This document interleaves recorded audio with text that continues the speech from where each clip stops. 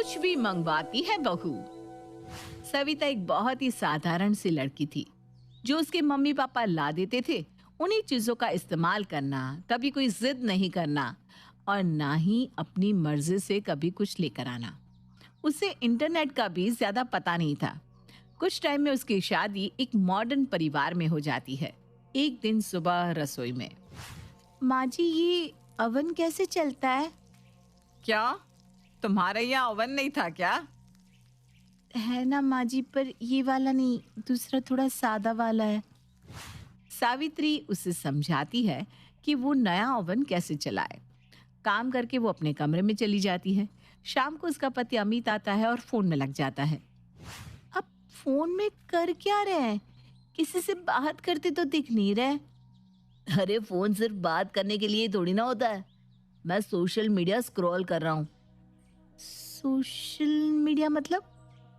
अरे तुम्हें फेसबुक और इंस्टाग्राम के बारे में पता नहीं है क्या? नहीं तो, ये सब तो नहीं आता मुझे। अरे ऐसे कैसे हो सकता है? तुम्हारे पास कौन सा फोन है, दिखाओ। सविता अपना फोन दिखाती है जो बहुत पुराना वाला था।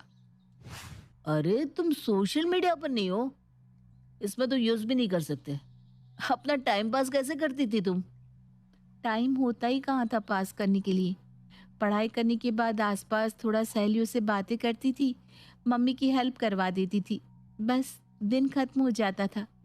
चलो ठीक है, अब मैं दिलवाता हूँ तुम्हें एक अच्छा फोन और सोशल मीडिया भी सिखाता हूँ।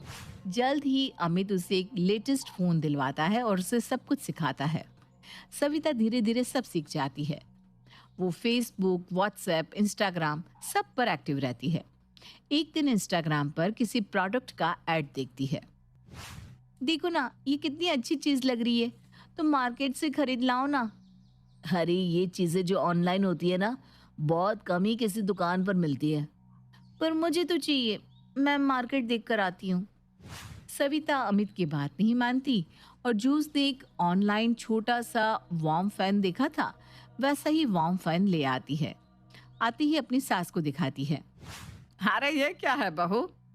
माँ जी ये ना वार्म फैन है, हम रसोई में काम करेंगे और इसको चला लेंगे तो ठंड बिल्कुल नहीं लगेगी। एक बार के लिए तो उसकी सास भी खुश हो जाती है। वो दोनों उसे रसोई में लगा लेती हैं और काम करने लगती है। वाह, क्या गर्म हवा आ रही है ना, बिल्कुल ठंड नहीं लग रही। वो पंखा एक आध घंटा चलता है, फिर उसमें शॉर्ट सर्किट हो जाता है। हे भगवान, आज ही तो आया था और आज ही खराब भी हो गया। पूरे 1,000 रुपए का था माँ जी। 1,000 रुपया तो काफी महंगा था।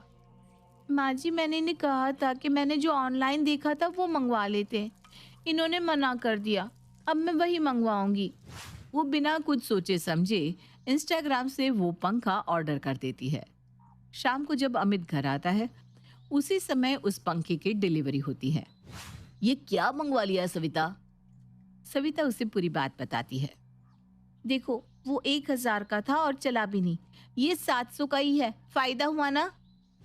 वो अपने आप को काफी समझदार समझ रही थी। अच्छा सच में? सिर्फ 700 का ही है और डिलीवरी चार्ज 500 है ना? इस बात पर सविता ध्यान ही नहीं देती। बस वो यही सोचती है कि ऑनलाइन पंखा सस्ता मिल गया। अब तो बस सविता को जैसे ऑनलाइन सामान की आदत पड़ जाती है। हर दिन कुछ ना कुछ छोटा बड़ा मंगवाती रहती है। एक दिन उसके घर पर बहुत सारे पैकेट्स आते हैं। माँ जी जरा 5,000 रुपए तो देना। 5,000? क्यों? अरे माँ जी वो राखी आ रही है ना, तो मैंने अपने यहाँ के लिए, मम्मी के लिए और दीदी के घर के लिए सामान खरीदा है। ऐसा क्या खरीद लिया बहू? राखी के साथ गिफ्ट के तौर पर मैंने ना पोर्टेबल जूसर खरीदे हैं। इनमें बहुत जल्दी जूस बन जाता है। कुछ टाइम में जब ठंड आएगी सब जूस बना बना कर पियेंगे। कृष्णा पैसे तो दे देती है पर उसे बात समझ में नहीं आती। वो रात को अमित से बात करती है। हाँ माँ, मुझे भी ये सब फालतू खर्चे लगते हैं, पर इसे समझाऊं तो कैसे? अमित अपने दोस्त से इस बारे में बात करता है। समझ में नहीं आ रहा खर्चे को कैसे बचाऊं। देख अमित, या तो फिर तू ऐसा कर कि जो भाभी को चाहिए होता है वो तू ही ला दिया कर। अरे वो ऑनलाइन चीजें देखती रहती है, उसकी खास गारंटी भी नहीं होती और डिलीवरी चार्जेस होते हैं वो अलग। उसे ये बात समझ में ही नहीं आती। ये सब बात करके जब वो घर पहुंचता है तो देखता है कि सविता ने पोर्टेबल फुट मसाजर भी मंगवा रखा है। वो मन ही मन सोच लेता है कि वो अभी तो कुछ नहीं बोलेगा, पर इसे यूज भी नहीं करने देगा। इतने में ही सविता आती है। अरे आ गए आप, देखो ये मसाजर है, बहुत बढ़िया है, ऑनलाइन मंगवाया मैंने। हाँ ठीक है, पर अभी ना इसे ओपन मत करना, बाद में देखेंगे। एक दिन अमित के दोस्त खाने पर आते हैं। वाह अमित, तुम्हारा घर तो बहुत सुंदर है। लगता है भाभी बहुत ध्यान रखती है। हाँ आंटी, घर आपका बहुत सुंदर है। ऐसी सुंदर सुंदर चीजें लगा रखी है आपने।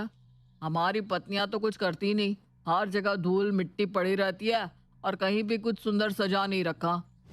जब अमित के दोस्त घर और सामान की तारीफ कर रहे थे, तब अमित के मन में यही चल रहा था कि सामान आया तो ऑनलाइन ही है, जो उसकी पत्नी सविता ने मंगवाया है। वो सविता को देखकर मुस्कुराता है। इतनी देर में सविता बहुत ही सुंदर कप्स में चाय लाती है और बाद में खाना परोसती है। अमित, आज तो ऐसा लग रहा है किसी 5 स्टार होटल में आ गए हैं। हर चीज इतनी सुंदर और सलीके से करती है भाभी जी। तुम तो बड़े किस्मत वाले हो। भाभी जी, चाय तो हो गई, जूस मिल जाता तो मजा आ जाता। क्या इतनी जल्दी जूस बन पाएगा या हम बाहर से ऑर्डर कर लें? अरे भैया, बाहर से ऑर्डर क्यों करेंगे, मैं अभी लाती हूँ, बस 10 मिनट रुकिए। वो फटाफट अपने ऑर्डर किए हुए जूसर से बढ़िया सा जूस निकालती है और सबके सामने ले आती है। हो भी गया इतनी जल्दी?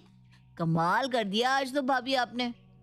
भाई अमित, भाभी का शुक्रिया अदा किया करो कि तुम्हारे घर को इतनी अच्छी तरह संभाल रखा है। चलो भाई, हम चलते हैं अब। थोड़ी देर गपशप चलती है और वो सब चले जाते हैं। अमित को मन ही मन लग रहा था कि उसके दोस्त उसके घर की रख रखाव की कितनी तारीफ करके गए हैं। अरे आज तो इतना पैरों में दर्द हो रहा है, क्या करूं।